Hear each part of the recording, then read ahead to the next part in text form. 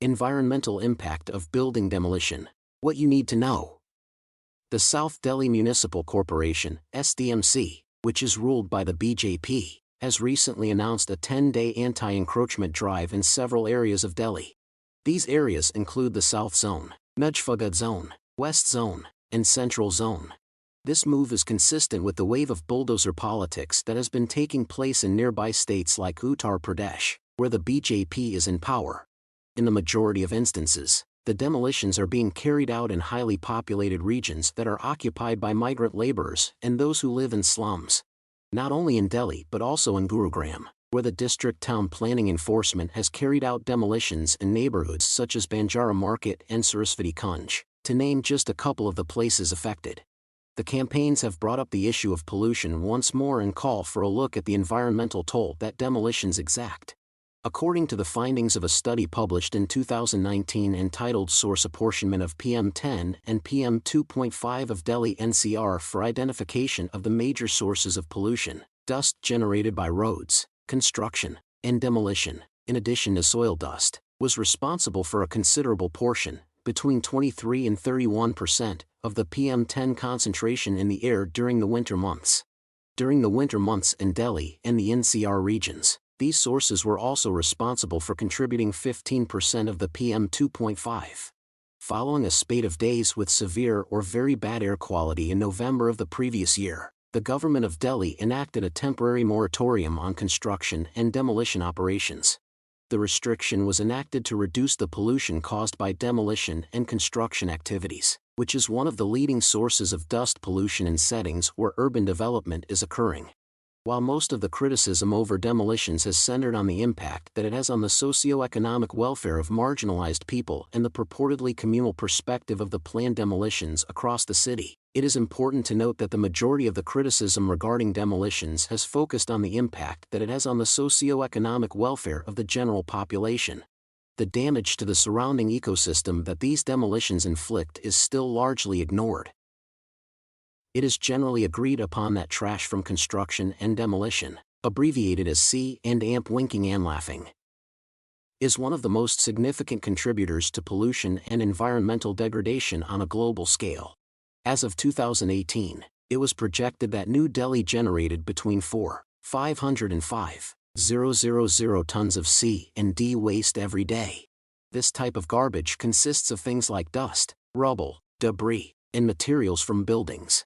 Although C and D waste is produced during construction, remodeling, and renovation in addition to demolition, a study conducted in 2015 by Gaikavad and Sasain discovered that demolition of pucca and semi-pucca constructions alone typically creates 300 and 500 kg per square meter of waste, respectively. In India, demolition often produces excessive amounts of dust, noise, smoke, and odor.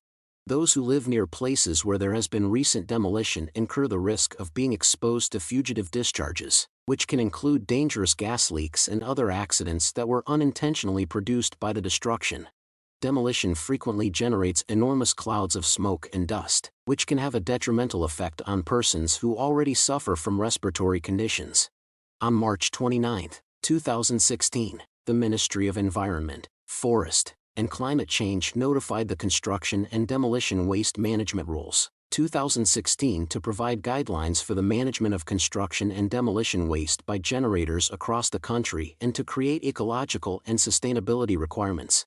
It outlines certain regulations that must be followed to carry out building or demolition activity, including guaranteeing the most effective management of waste.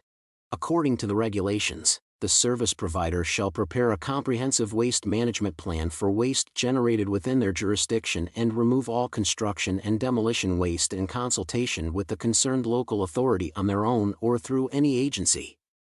Both of these obligations must be fulfilled. Despite this, the management of C and D waste continues to be a problem that receives minimal to no attention. The East Delhi Municipal Corporation was the first of Delhi's local authorities to take the initiative to transport C and D waste from various sites in Delhi to designated dumps and recycling plants such as the one that was put up in Barari. This accomplishment was accomplished a year ago. However, the campaign only received lukewarm support, which is purportedly due to the hefty price of the service. The EDMC levies a fee of more than 400 rupees for the removal of 1 ton of construction waste. In the meantime, the debris that was generated by the round of demolitions that appeared to have begun at Jahangirpuri the previous month has not yet been cleaned up altogether. The streets of Jahangirpuri and any other areas that have been demolished have been left in a dusty state with rubble strewn around. Not only in Delhi but also in other locations where recent demolition campaigns have been carried out, such as the city of Rajgarh in Alwar, Rajasthan. The area continues to be submerged in debris and deadly projectiles. As a result of the disruption in the pipelines and wirings, local people have reported a lack of both water and power in their homes.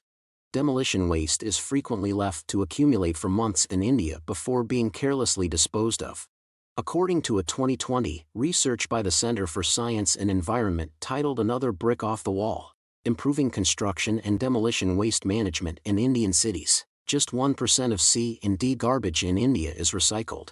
The nation generates 150 million tons of C&D waste annually, but as of 2020, it could only process 6,500 tons per day or just 1.3% of the total amount of waste produced.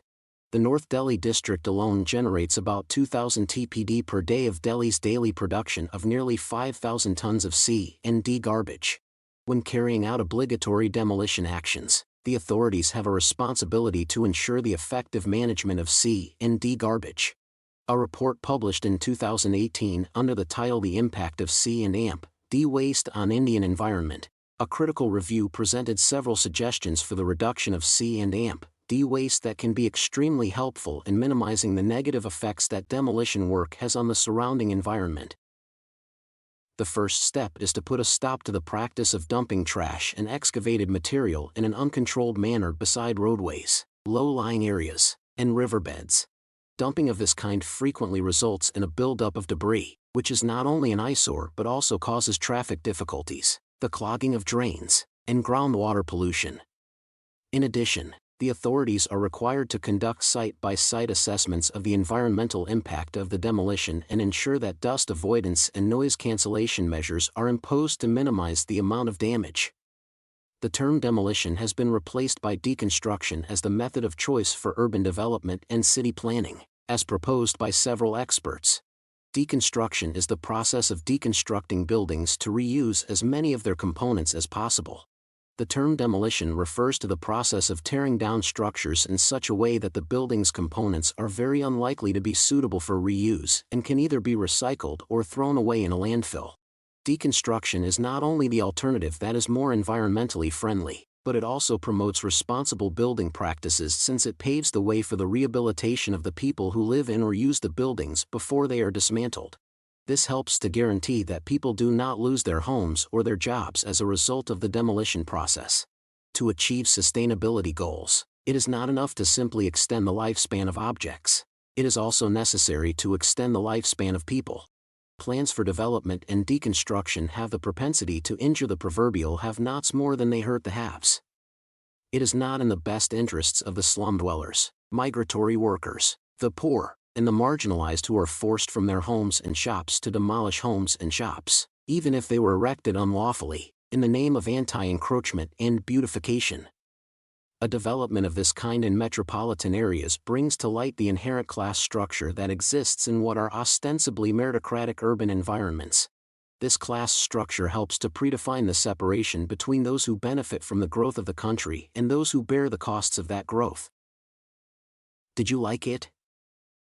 Tell us what you think of the video in the comments section below, and don't forget to subscribe to our YouTube channel for more interesting videos.